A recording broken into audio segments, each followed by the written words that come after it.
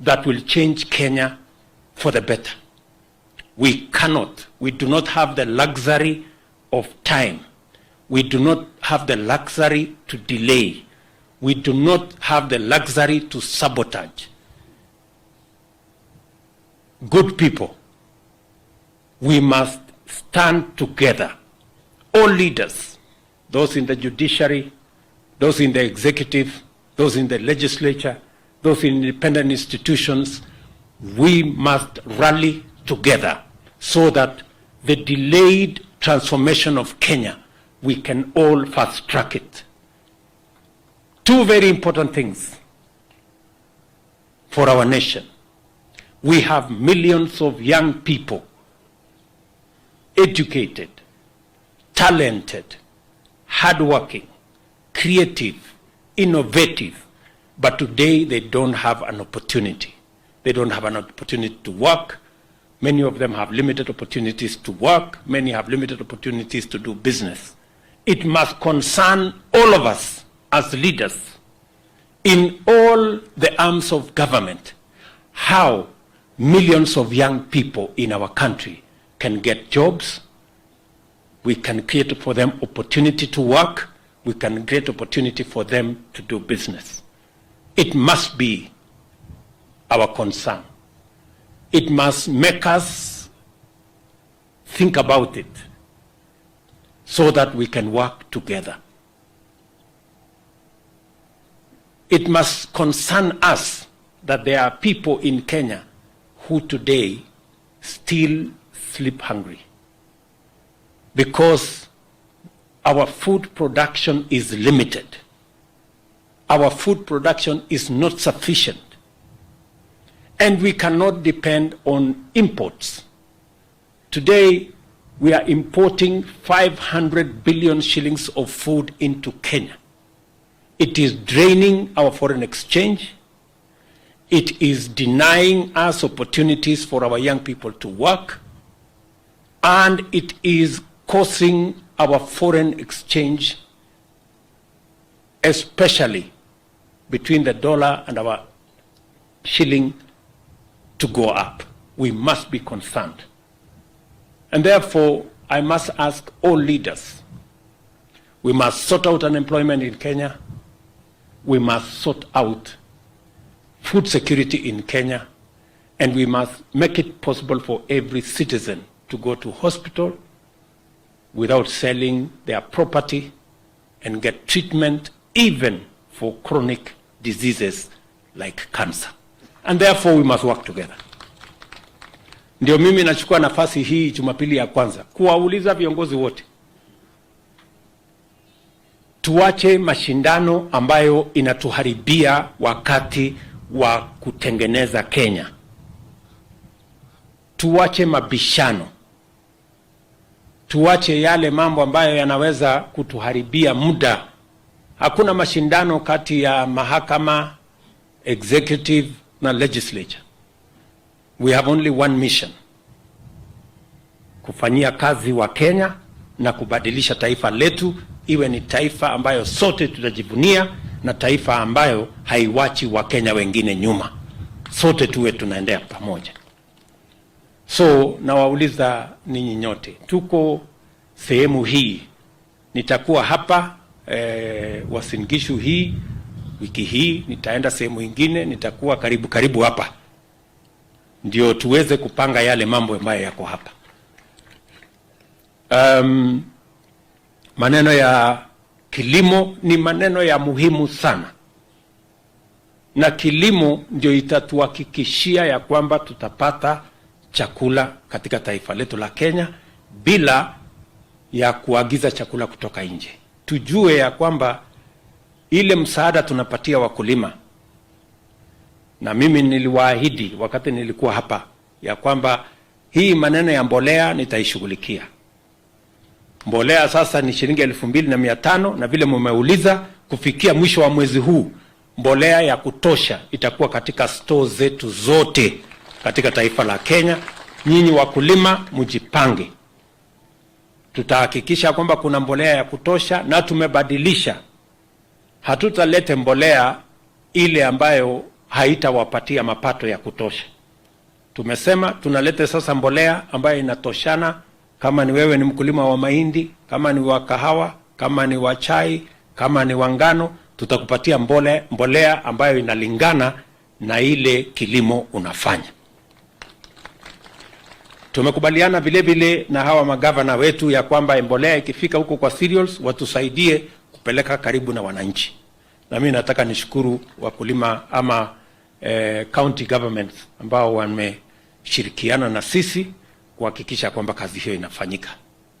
Ya pili, kwa mambo ya kilimo, pia wakulima wengi bado wanapata matatizo katika kugharamia mambo ya kilimo.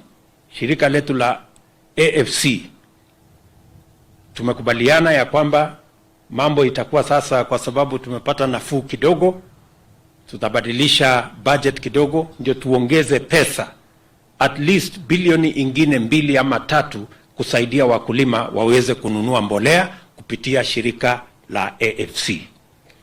So wale mnakopanga pesa, wale mnakopa pesa kwa AFC, tutaongeza pesa huko ndio ipatikane pesa ya wakulima wetu kupata nafasi ya kuzalisha chakula. Chakula ipatikane kwa wingi ndio tuweze kuondoa aibu ya njaa na tupunguze pesa nyingi tunazotumia kuagiza chakula kutoka nje. Mumesikia nimesema tunatumia bilioni 500 kila mwaka kuagiza chakula kutoka wakulima wengine wa nchi zingine, na hapa nyumbani tunaweza kuzalisha hiyo chakula. Ya tatu, pia nimefurahi mumeongea juu ya mambo ya maji. Tumeweka mpango kamili kwa sababu 85% ya Kenya ni sehemu kame na sehemu arid and semi-arid. Na tusipotega maji, tusipo harvest maji, tusipokuwa na mabwawa, hiyo sehemu 85% ya Kenya kilimo haiwezi kuendelea. Na hatuwezi kulisha wa Kenya kwa 15% peke yake. We have to invest in water storage, we have to invest in water harvesting so that we can expand our agriculture towards irrigation. And that is the reason why we have a big program on dams, both for drinking, for livestock, and also for irrigation ya kuzalisha chakula.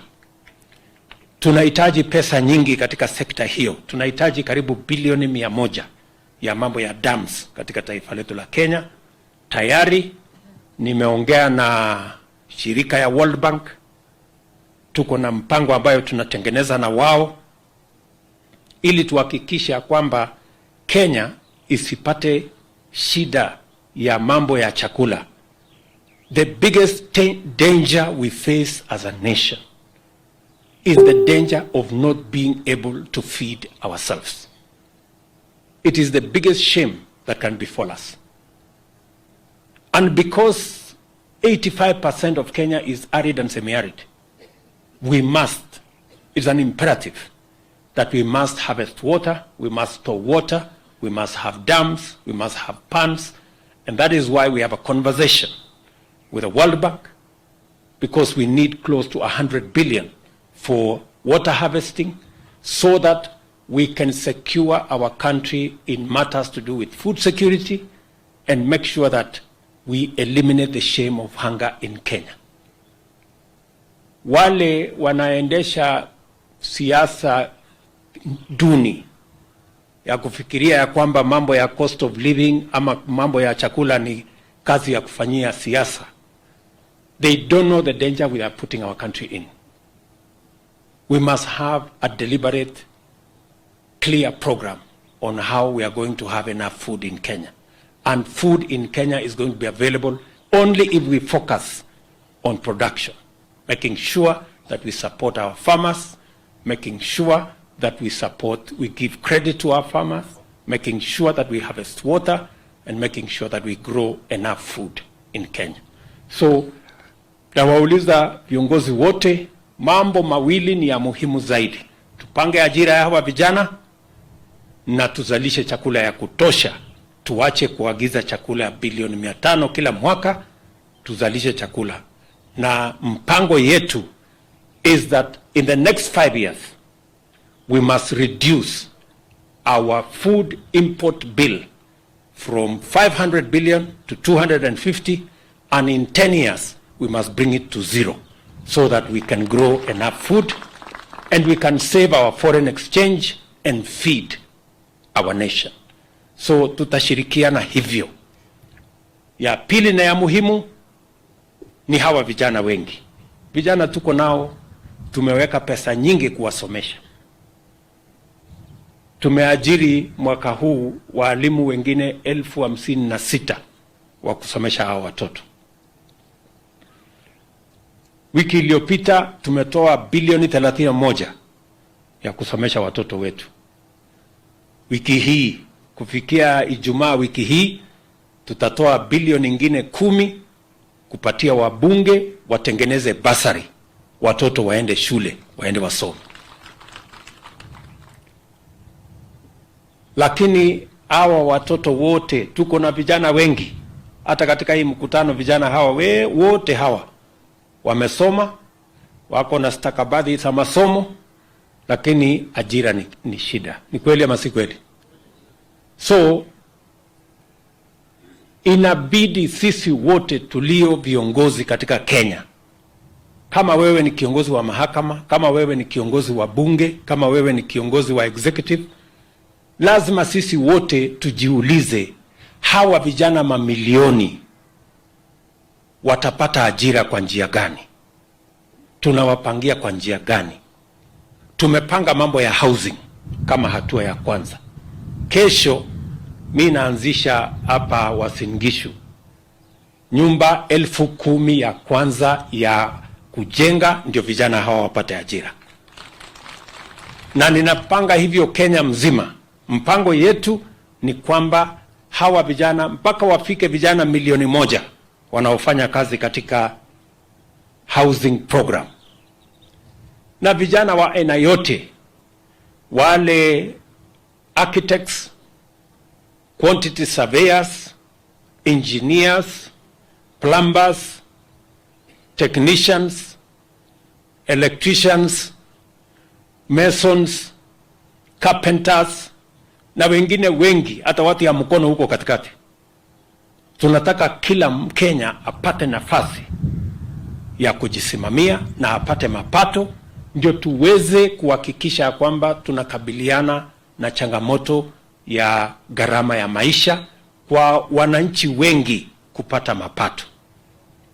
Itakuwa ni makosa makubwa kwamba sisi ambao kwa bahati, sio kwa sababu sisi ni bora kuliko wale wengine, sisi ambao tuko na bahati ya kuwa na kazi.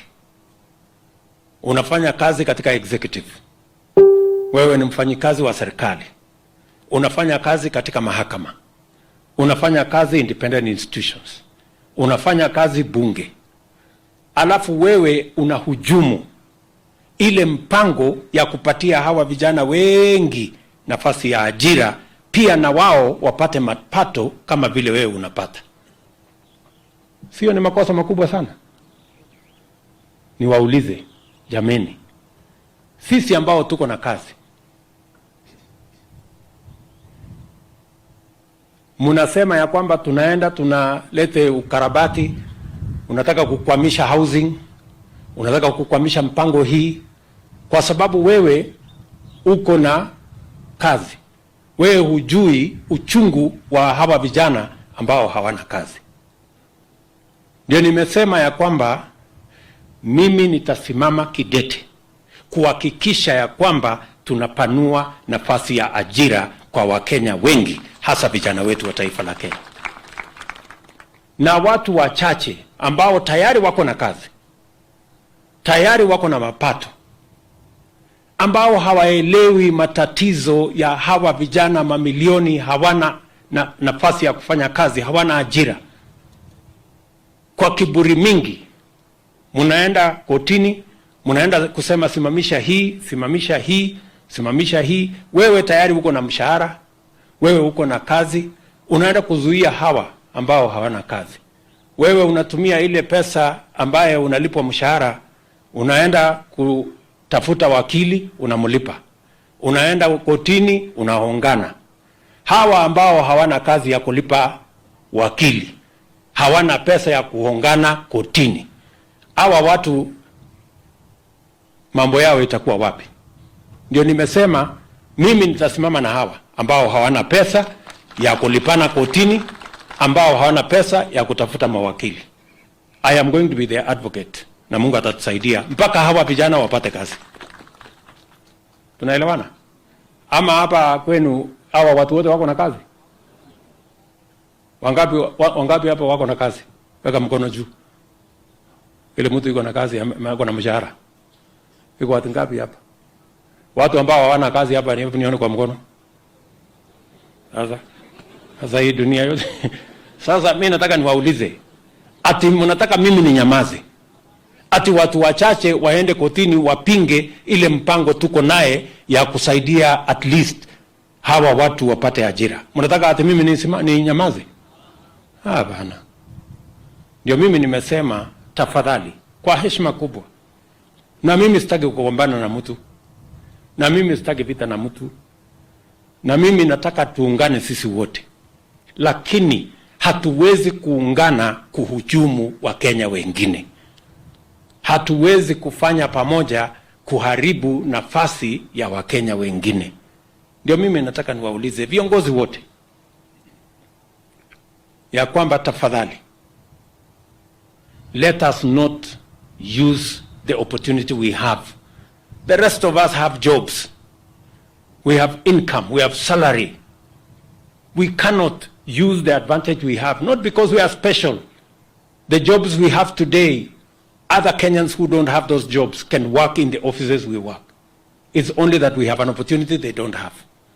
But we must not use the opportunity we have to undermine the opportunity of others. And that is why I want to ask all leaders, let us avoid unnecessary negative competition. There should be no competition between the executive, the judiciary, or the legislature. We must work together for the benefit of millions of Kenyans who pay taxes, people who look up to us. We must expand opportunity for them so that they have jobs in all the programs we are doing. We must support farming so that we can have enough food and ensure that no Kenyan sleeps hungry. And we should work together to make sure that every Kenyan have access to medical care. Hiyo ndio kazi yetu, na ndio mimi nawauliza viongozi wale wengine wote, tafadhali tuungane, tushirikiane, ndio hii Kenya iweze kusonga mbele. Mimi najua, nimesema mambo ya kilimo, nimesema maneno ya maziwa. Tuko na program kubwa ya maziwa. Tumetoa pesa juzi kama serikali kusaidia KCC kununua maziwa ya wakulima. Ile mpango tuko naye hapa kufika mwezi wa 3, mwezi wa 4, tunataka KCC iwe inalipa wakulima kwa muda.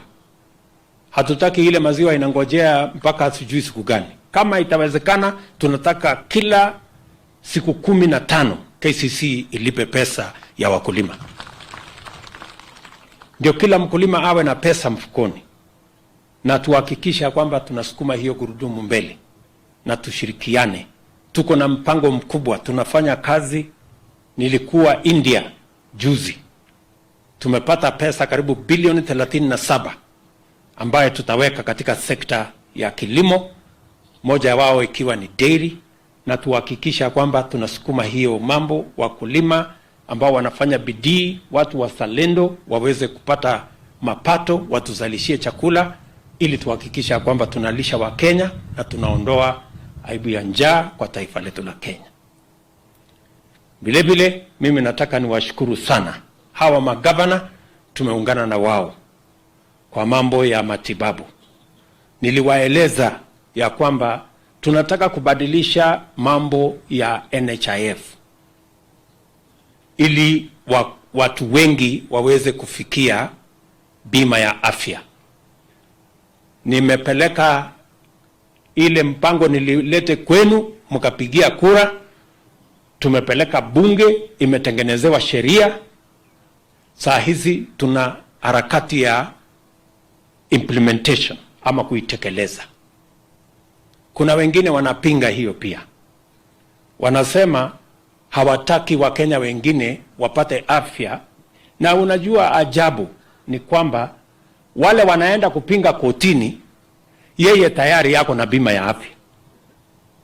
Alafu unaenda kupinga mwananchi mwingine asipate. Na hiyo ako naye bima ya afya, ako naye comprehensive medical care, inalipwa na hawa wananchi. Sio ni uadui ya kupindukia jameni? Yaani nyinyi mnalipia sisi tupate bima ya afya comprehensive, alafu sisi ndio tunaenda kotini kupinga ati hii wananchi wasipate yao. How fair can that be? Nilisema na Mungu atatujalia tutatekeleza, ya kwamba wale mnalipa shilingi 500 kwa mapenzi ya Mungu, hii sheria tukimalizana naye imepelekwa kotini, lakini tutatoa kotini kwa mapenzi ya Mungu. Tukitoa kotini tunapunguza wale mnalipa 500 inakuja 300. Na kwanza hii ya kijiji, hii dispensary nini, level 1 level 2, sisi hiyo ni bila kulipa. Hata kama huna bima ya afya utaenda kutibiwa na uende nyumbani. Na tumesema ya kwamba kila mmoja this time round, kila mmoja wetu utakuwa na bima ya afya. Kama huna hata hiyo 300, serikali ya Kenya tutakulipia na tutaassess. Kama kwa kweli huna uwezo wa kulipa hiyo 300, serikali ya Kenya itakulipia. This is the opportunity for every Kenyan. Kila Mkenya apate bima ya afya. Bima ya afya sio ati ni starehe ya watu wachache. We want to make it universal so that every Kenyan unaweza kwenda hospitali utibiwe, na hata kama unaenda ile hospitali inataka ya kansa ama ya diabetes ama ya hypertension, pia utaenda na kadi yako, na hiyo kadi itahakikisha inalipa bili yote. Hautauza ng'ombe tena, hamtauza shamba tena, hatutafanya harambee tena, tuweze kwenda mbele kama Wakenya. Mnanielewa jameni? Hivyo ndivyo tutabadilisha Kenya. Na mimi nitasimama kidete. Ogazizo. Inge ni ile mialage chigilen gomuongyo alejo ye otiamage. Sijui kama naelewana. So tufanye kazi pamoja, tupeleke. Nia yetu ni kubadilisha hii Kenya. Na mimi nataka niwaambie, hii Kenya kwa mapenzi ya Mungu tutaibadilisha. This Kenya is going to be different. Imechelewa kubadilika kwa sababu mtu ya kuamua